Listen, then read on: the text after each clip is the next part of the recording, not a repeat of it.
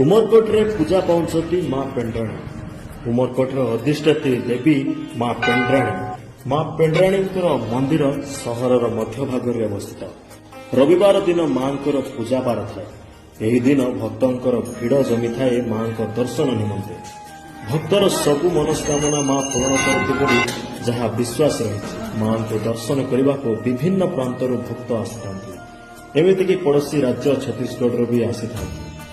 उमरकोटवासी जहाँ भी शुभ कार्य कि घर को किसी नुआ जिनिस आसिले आगे माँ निकट में पूजा करा जाए। तेज लोकंर विश्वास रही उमरकोट सहर को माँ पेंड्राणी सब घंट घोड़ाई रखुंट। जदि केवे उमरकोट आसती ताले निश्चय माँ को दर्शन करंतु और माँ को आशीर्वाद लाभ करंतु। जय माँ पेंड्राणी।